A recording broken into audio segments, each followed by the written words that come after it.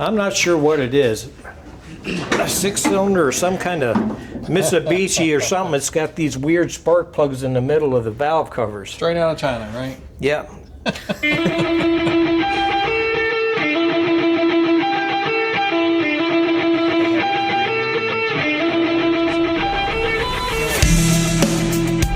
Hey guys, we are here with Marty's Hot Rod Garage. Yes, sir. And this is Marty Moore. And Marty is a huge Mopar guy. And man, what an awesome shop that you have here. And whenever I saw pictures of the shop before we came, I was like, this has got to be the coolest shop we've ever been to. Yeah. So thanks for inviting us in, Well, Marty. thanks. I appreciate that. And you saying that about my shop. I've been over to Cross their garage and seen that and thought, man, I don't want my shop looking like that. So, Marty, you've got a YouTube channel, Marty's Hot Rod Garage. I do. And you've started out and you're starting to build this channel, okay? Yep. And you've been recently working on a Mopar engine.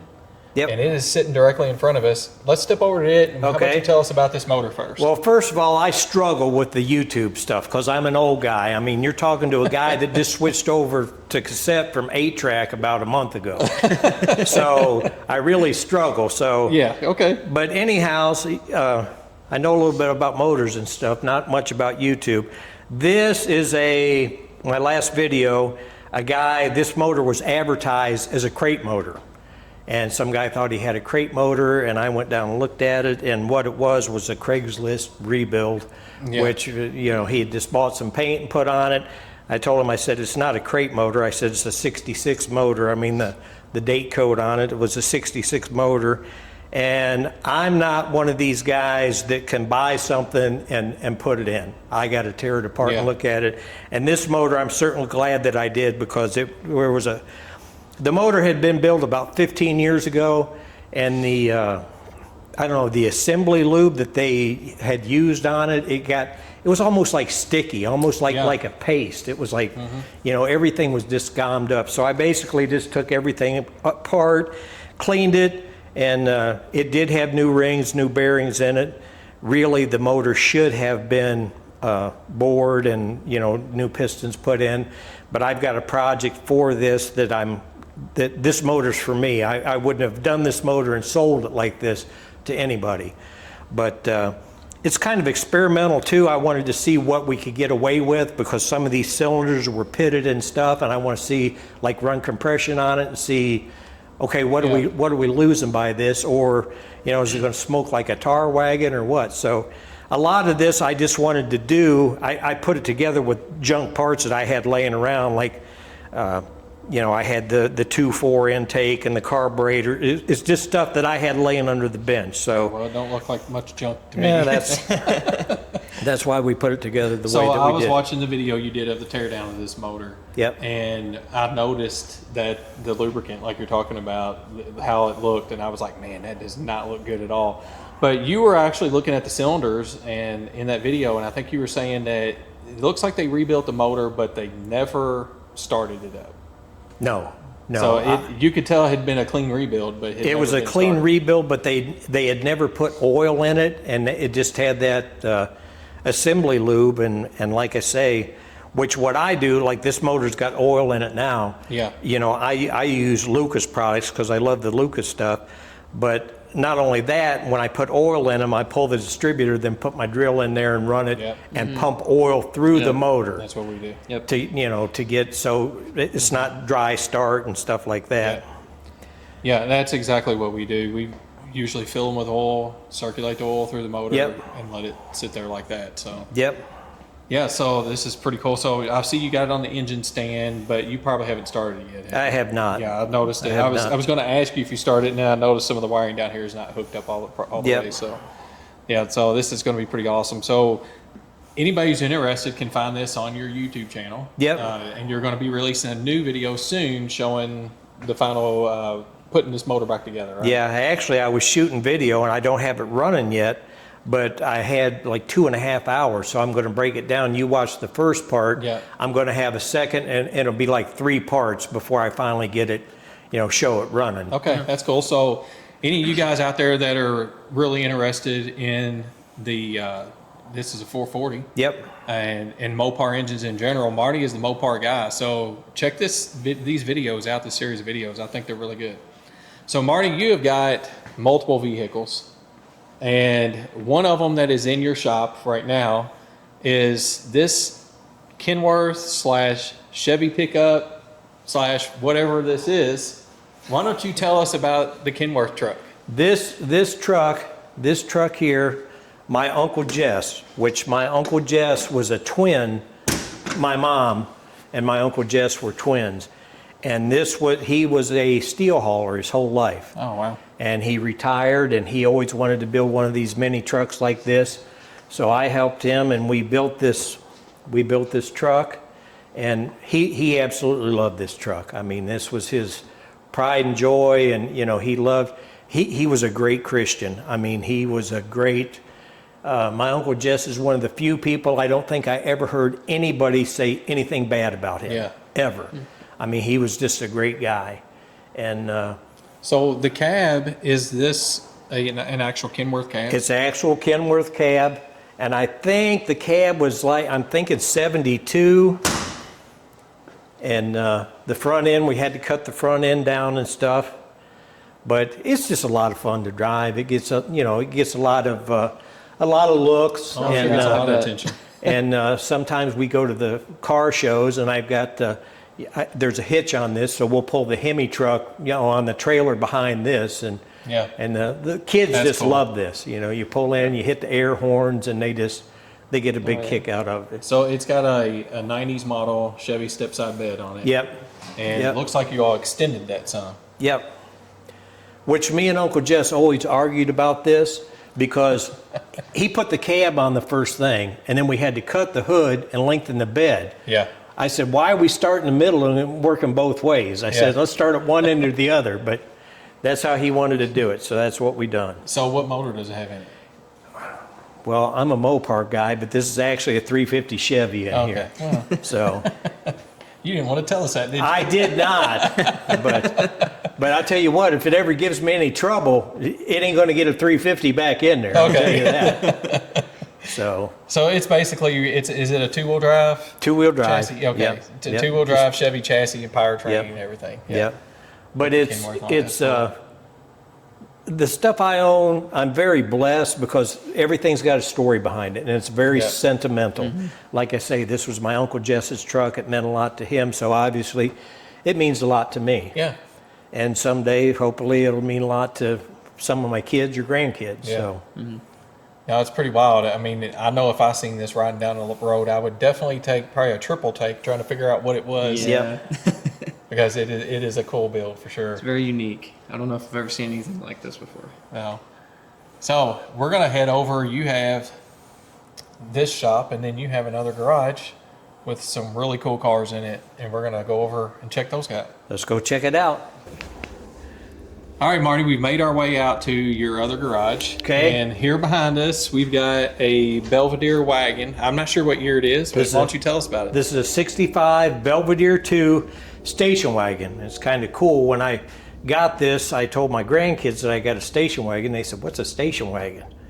Which, after the minivan, station wagons went away. Yeah, they did. But it's like I was telling you about the little Kenworth. Everything I got's got a story.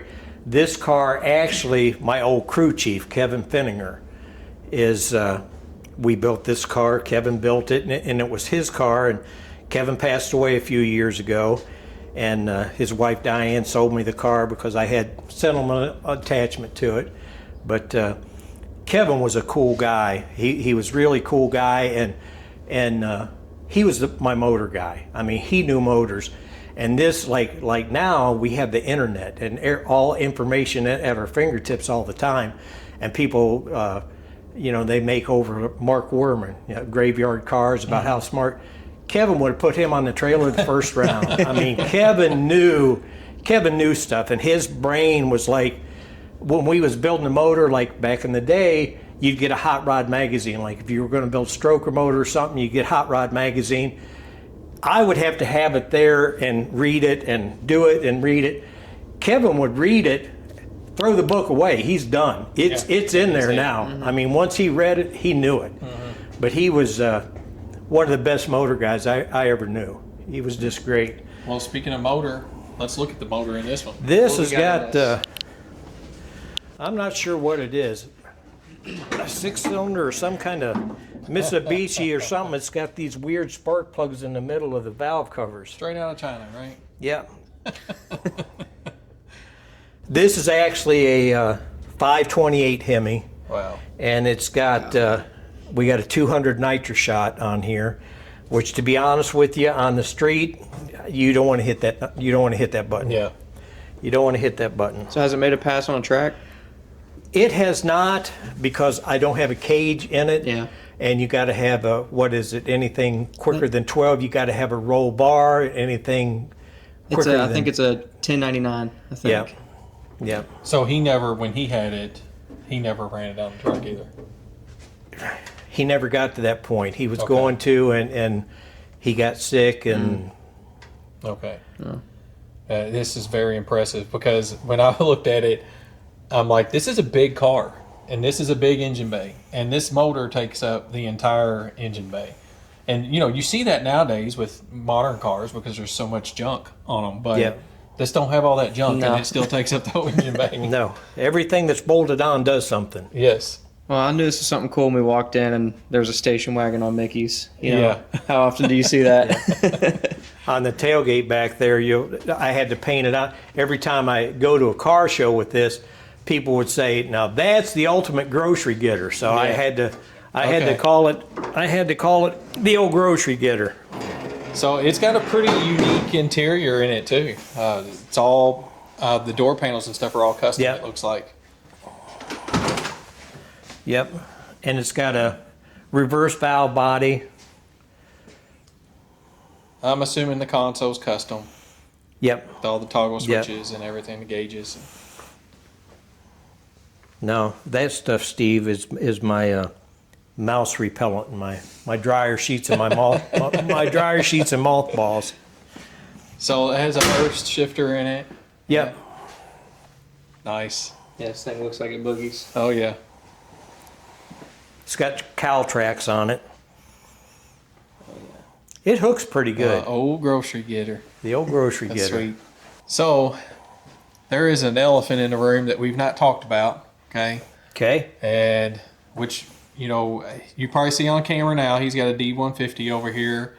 That is an upcoming project, right? Yep. Yeah. But- I call this truck Tina because of the patina. Okay. So we're building a stroker motor for this, and we was going to pro street it and have it painted and stuff, but I'm going to build the motor, put it in it, and I think we're going to set the body back on it just the way it is. Yeah. Oh, I think that's great. Yeah. That's the way I like it.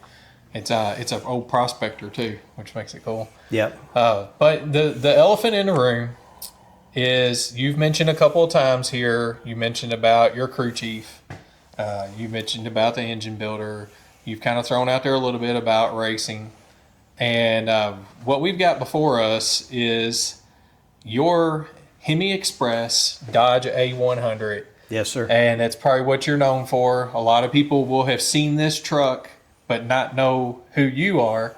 But this truck is all over the internet. Tell us about this, and it's a masterpiece to me. So This truck has a lot of history. This is Bob Regal's old truck, the Hurst Hemi Underglass. This was Bob's truck, and I met Bob back in the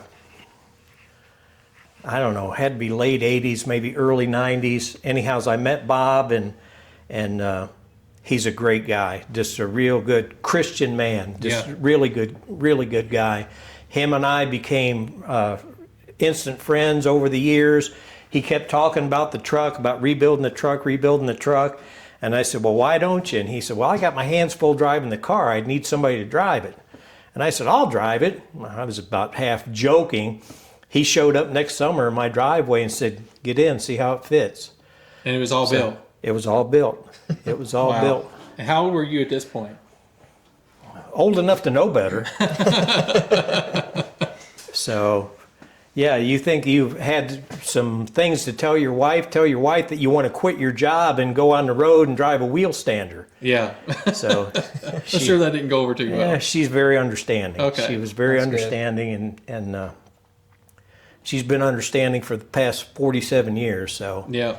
Well, that's awesome. Yeah. Now, before we get into some of because I want you to kind of go into detail about this truck because it's amazing. Before we do that, I want to ask about the experience because maybe some of our crowd may not even know really what a wheel stander is, and but tell us a little bit about the experience of running down a track with the front end of the truck completely in the air and all you see is the sky. What's that like? it's an experience. It's an experience. The first time I ever drove this truck, when Bob told me, you know, he wanted to put me in it, it was still his truck, and I was driving for Bob. First time I ever drove it, we went to an airport. Instead of the drag strip, we went to an airport where I had room to roam. And I wanted Bob to know that I wasn't afraid to do this. So he told me what I was going to do. He said, what you're going to do, he said, if you get in the throttle too hard, it's going to come up violent, and it's going to rock back on the bars and unload the back tires. He said, don't do that. I looked him right in the eye and said, okay, I won't do that. Well, guess what I done? Yeah. Exactly what he said I was going to do. I stabbed it. It rocked back on the bars and came down, but it had one of those moon gas pedals with a clip on it, and my foot was in there. So when it hit the ground, my weight went back in the throttle. So I went down that airstrip, looked like a hoppy toad. So I broke my tailbone and bent Oh man. the front axle and both front rims. Very first time I was ever in it. And But he didn't quit on you. he did not. As soon as I got the truck stopped, he said, will you do it again? And I said, yeah. Years later, I asked him, I said, why would you ask me that? He said, because 95% of the people that ever tried to drive one of these done exactly what you've He done. knew it was going to happen. But he said the difference is when you say, will you do it again? Most of them say, no way. Yeah. He said, I knew if you would get back in the truck, I could teach you to drive it. That's pretty cool. That's awesome. So, Yeah, he had a lot of trust, you know. Yep. So, yeah. So, I don't know. I can't imagine just running down the track, staring at the sky. I mean, I almost feel like that. I would feel like I have no control. But I know you have this truck. This is set up for you to be able to control it. Yep. So, why don't you tell a little bit about? I was mesmerized by the steering wheel. And then you explained how the steering wheel works. I'm like, okay, well, this is pretty cool. well, this is something that I came up with after I wrecked the truck at Dragway 42. I forget what year it was, but I had a pretty bad crash. And most of your wheel standers, some of them have a single lever, like a push-pull. Some of them have two levers, like Maverick, Little Red Wagon. He always had two levers. After I wrecked, I come up with this. So this steers the front wheels, and these are actually my brakes. Okay. So I actually steer it just like I'm steering, because when I wrecked it, I turned the wheel while I was in the air, and that's a no-no. That's a rookie mistake. So You have wrecked this truck before? yes, which anybody that races, or especially wheel standers, but jet cars or anything, You're going to have a wreck. You're going to have a wreck. It's not a question of if you're going to wreck; it's when and how bad it's going to be. Yeah. I mean. Because at some point you're going to make a mistake. That's right. And you're running on the edge anyways. This truck, I mean, a normal pass it's not that fast. But when it's in the air, you got to think, it's like pushing 2 4x8 sheets of plywood, you know, because you're catching a lot of that wind. Yeah. And if you go too fast, it'll rock back on the bars and unload the back tires and start walking. So, but a normal pass is probably, I don't know, low 11s, you know, 130, something like that. It's not like you're really. Well, it's about the show. It's about the show. Yeah. And most people, like with Bob's car or Maverick's truck, I don't think they care if it's a 12-second pass or a 10-second pass. They like to see that front end way in the air and the sparks. Yeah. The pads I got on the back are titanium, so they spark. Yeah. And, you know, That's it throws sparks. And Yeah, that's pretty cool. It's very similar to the gassers that we talked to Jacob about. Yeah, the The gassers. same. They're just there for the show. Like that's what Yep. that's what they're there for, is Yeah. to provide a show for everybody. Of course, a lot of the guys are trying to run fast. Yeah, you but got there's some a very few fast of them guys. that know they're not fast enough to win, so they put on a good show. Yep. And to me, I mean, I don't know if I went and I would be there to watch this thing. Yeah. Oh, yeah. If I saw it out there, I'm going to be sticking around till it runs down the track. Yeah. So I noticed on the front, it took me a minute to catch it because I asked you about it earlier, and then I was like, okay, I'm stupid. But the phrase on the front, "and thou standest by faith," and you got to have a lot of faith in God to run this thing down the track. And sometimes that's the only way it works. Yeah. I mean, it's a wheel stander, so it stands up, but I mean, faith is what keeps us going. That's it. Yeah. That's it. So I think A100s are cool anyway, Yeah. but to be a wheel standard is, I think they make cool hot rods. yeah, they do. I can't imagine in 1965 somebody driving by the Dodge dealership and say, saying I want. "Man, what a beautiful truck! I got to Yeah, I have can't one of either. those." Yeah. It's kind of like the Econoline Fords Yeah. and Correct. the Corvair Yep. Chevrolets. Most of these wound up as service vehicles, telephone, water vehicles, or, and you're right. The Ford Econolines were like this. Chevy wins for being ugliest. Theirs Yes. was like a Greenbrier, and it was like on a Corvair platform and had that ramp door on the The side. ramp door, I'll admit, I think is pretty I cool. like but that ramp door. Oh, they are. I'm a ramp door They're fan. cool hot rods. But back in the day, I can't imagine somebody. yeah, going, somebody wanting that thing. yeah. Well, I want to ask about something you mentioned to us earlier, that this was one of the earliest to go down the line. Assembly Yes. line. Yeah, assembly line of being Yeah, made. this truck was actually, it's been a show truck its whole life. And it was like the serial number here, this is number 4. It was the 4th one to come down the line. That's So, awesome. and actually when Bob got the truck, it had a camper top on it. That supposedly there was only 2 of them ever built.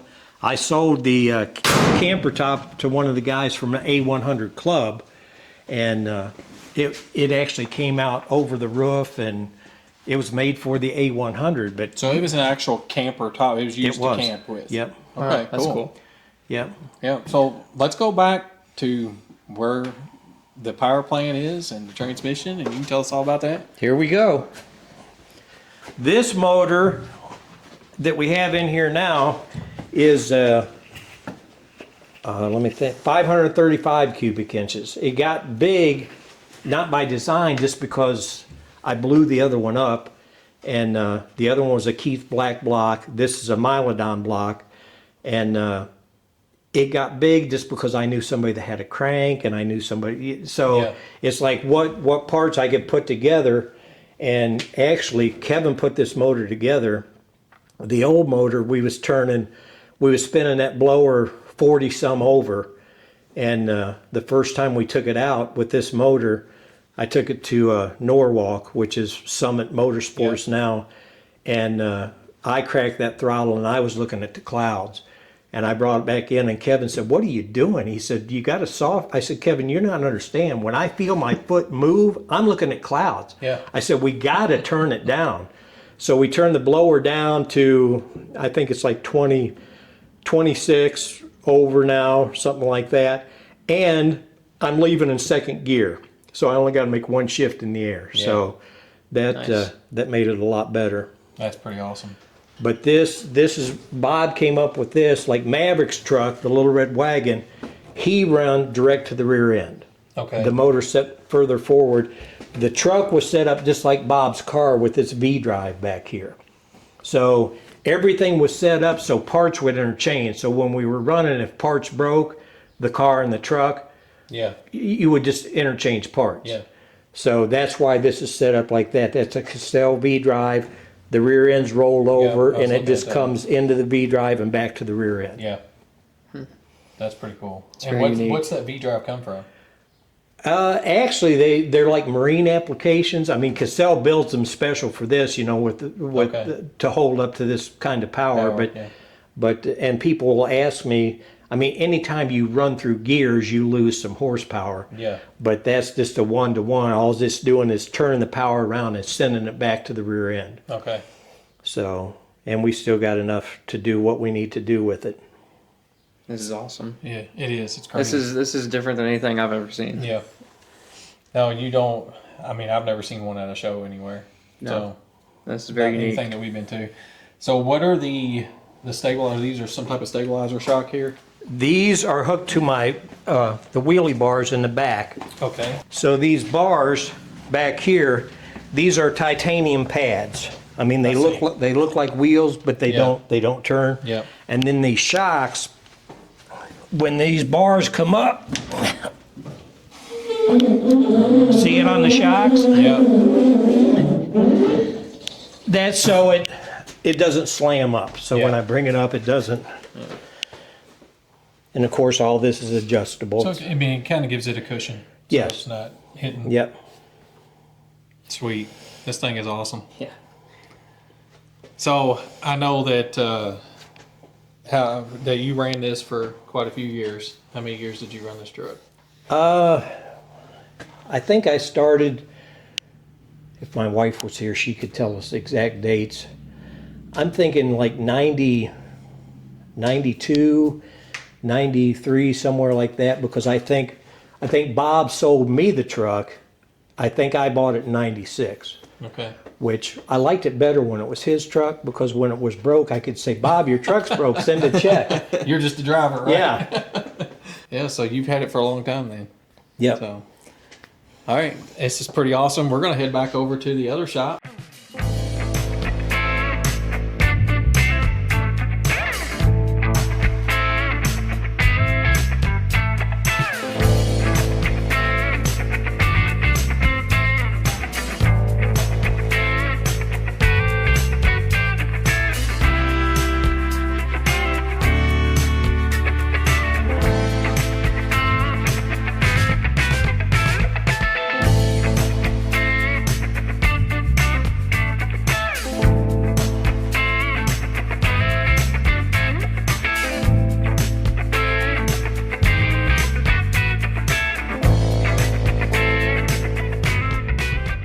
All right, Marty, so you started out designing t-shirts. Yep, that's how I met Bob. That blanket is just the kids had that made for me for Christmas. That was just some of the designs.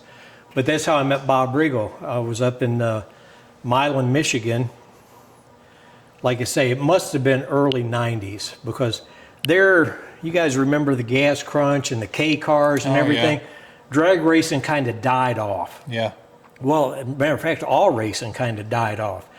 But then it kind of made a comeback, and then I was up in Milan, Michigan, and Bob was there with the Hurst Hemi Underglass and Maverick with the little red wagon. And they were, kind of rivals, and it's like, man, that was like a dream, because I seen them run when I was a kid. It's like, here they are doing it again. So anyhow, I had my trailer up there selling my t-shirts, and Bob came around and walked past my booth and seen the shirts, and he goes, who does them? And I said, me. And he said, would you be interested in doing Hemi Underglass stuff? And I'm like, yeah. So I started printing his shirts for him, and him and I became instant friends, and we're friends ever since, and that's how I got tied in with him in the truck. Well, there's something really special about these shirts, in my opinion, because everybody knows now everything's done digitally. Yep. All your cars are designed on your shirts digitally, but you did something a little different back then. Well, and since I'm a t-shirt guy, I'm not happy with, like Steve, you get Crossroad Garage stuff, and I got some Marty's Hot Rod Garage shirts printed a while back, and when I got them, I wouldn't even give them away. They were junk. And so I just don't like the way they do stuff now. Yeah. So I took some of my old stuff to print shops, like local print shops, and I took them in, and they said, what program did you use to do these? And I said, no program. They said, no, like your color separations and stuff, what program? I said, there was no program. I said, there was no computer involved. I said, I drew these, pen and paper. Yeah. And they just looked at me and shook their head like I was on drugs or something. Yeah, there's no way you did that. Yeah. But that's how we done it. I done all my own color separations, and then I had an old process camera, and we shot it, and we just burn our screens from that. Yeah, that is awesome. Those are really cool. Yeah, I like the Ram one a lot. That's Yeah. really nice. I like the blue truck. Yeah, we had, I done predominantly Mopar stuff, so I had like CUDA shirts, Dart shirts, Duster shirts, and I done pretty good doing that up till when Daimler bought Chrysler out.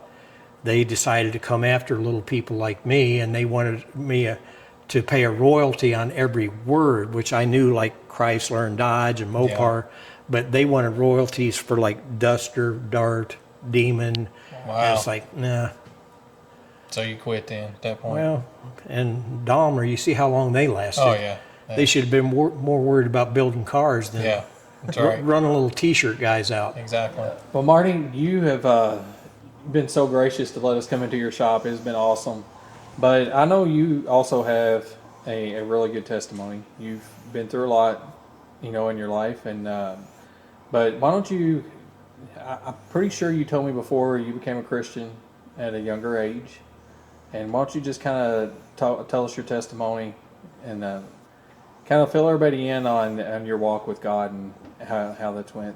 Give you the condensed version. Yeah, probably the condensed version. Okay. You can go as deep or Yep. or as short as you want. I am very blessed in life. I was raised in a Christian home by Christian parents, and I was carried to church as a child. So sometimes I'm kind of envious, people that have these stories of, remember what it was used to be. Like I was telling you before, I met Roland Osborne years ago on the circuit. He had Chrysler Power Magazine, and Roland, his wife Jane, and there was one summer that Bob and Nancy Regal, the Hemi Underglass, and Roland and Jane, we ran that same circuit. So we were together like every weekend.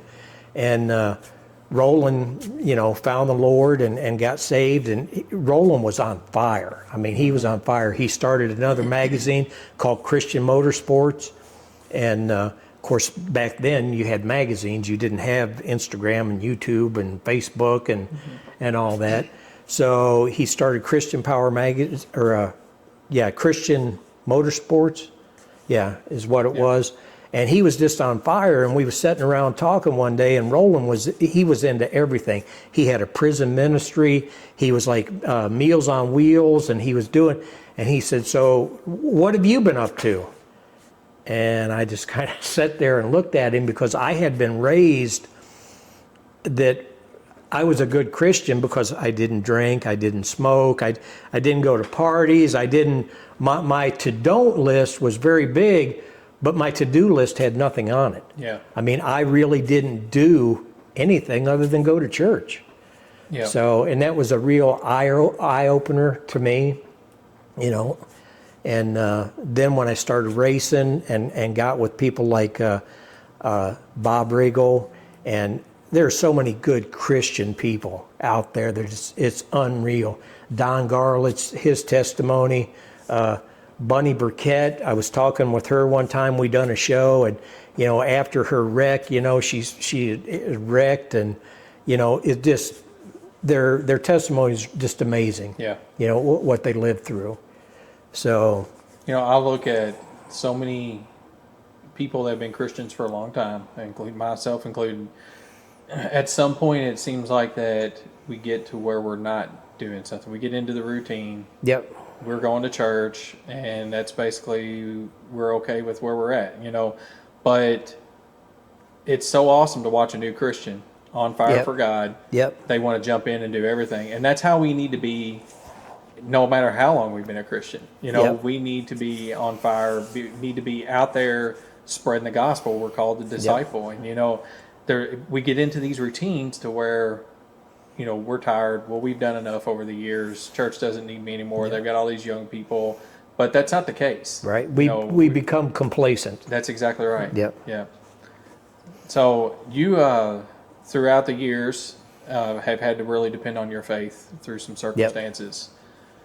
Yep. You guys were asking me before about the truck, the Wheel Stander. When I have not run the truck for years, I had life. Just that's all you can explain. Life.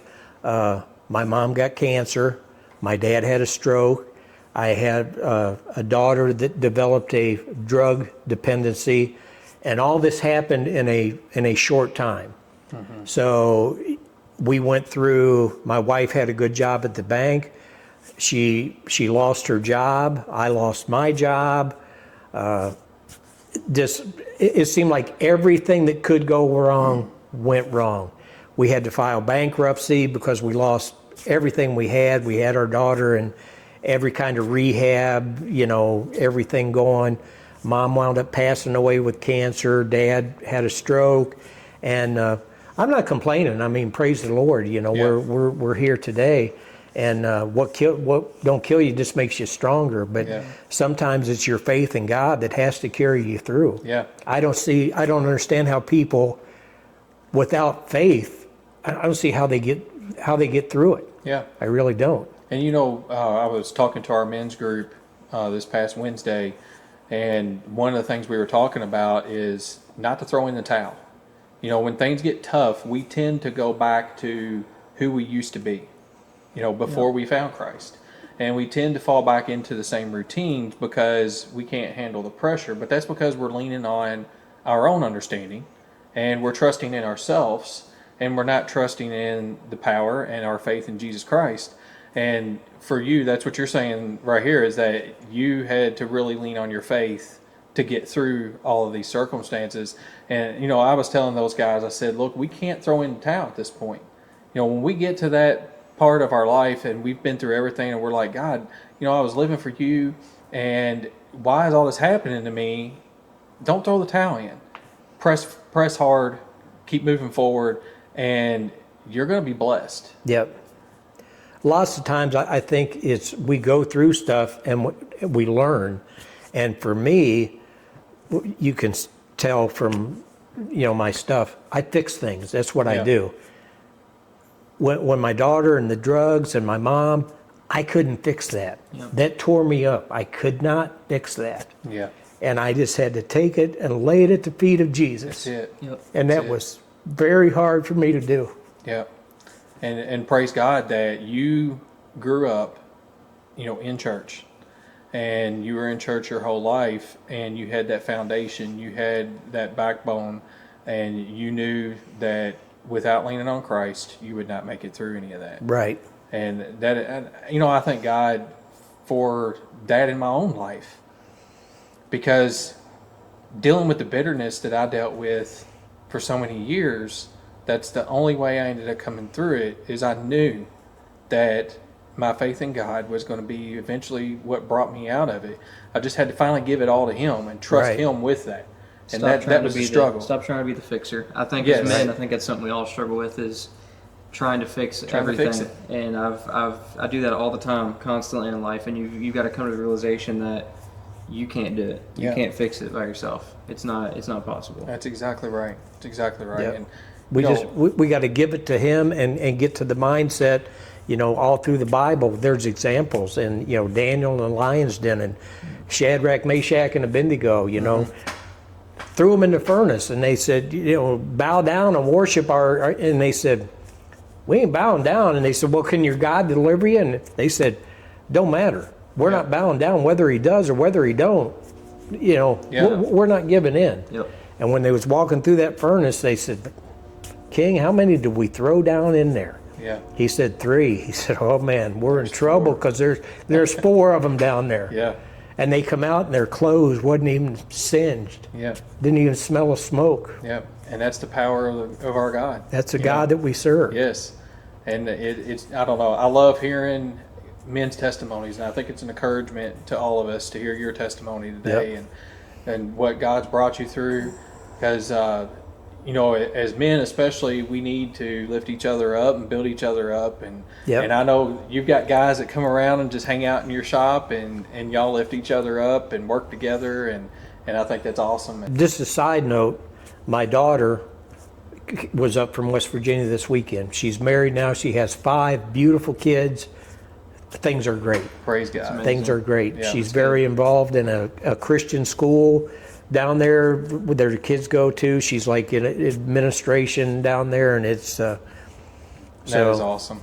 That is so awesome. And I'm sure you and your wife prayed a whole lot. You were Yep. on your knees a whole lot, and God heard those prayers. Yep. I was driving one day talking to my buddy on the phone. And like I say, I was born and raised in church, and faith, the Bible says, the substance of things hoped for, the evidence of things not seen. Yeah. I don't think I really understood that. I was driving down to his house one day, and I was talking to him on the phone. He said, "How's your daughter doing?" I said, "Not good." And he said, "Well, let's just hope and pray that she turns around." And I said, "I don't see any evidence of that." Yeah. And man, it just hits hit me you. right in the face. It's like, that is it right there. Yeah, that's You know, exactly it. That's what we're praying for, but there was no evidence of it. And then that's when God says, "Okay, I'm ready to show you what Yeah. I can do now." Yep. Yeah, that is awesome. That's amazing. Well, praise God for that. And, Marty, I can't tell you how appreciative we are for you Hey. opening up your place to us. It was great meeting you guys. Anytime you're in the area. Well, I'm sure we'll be back soon. Oh yeah, for sure. Shout out to our cameraman. Yep. Steve at Yeah. Cross Street Garage has been our cameraman through all this. And Yeah, we might have to put him on payroll after this. Yeah. He's done better than we are, so yeah. Steve helps me all the time with my YouTube because I'm very technology challenged. Yeah. Well, I am too. So- I'll let him do everything. I don't do anything. and he's the young guy. He's the young guy Listen, here. I went to a Christian school. We didn't have computers. We had No. a whiteboard. I didn't have nothing. I was deprived of all technology. Yeah, well, and as far as putting Steve on the payroll, buddy, it's going to be beans and cornbread. That's about all you're going to get. So, all right, Marty, it was great having you. Guys, we appreciate you all. And you know where to find us, Faith Family Cars, on all platforms. And you can email us at faithfamilycars@gmail.com. And we love you guys, and we will see you next time.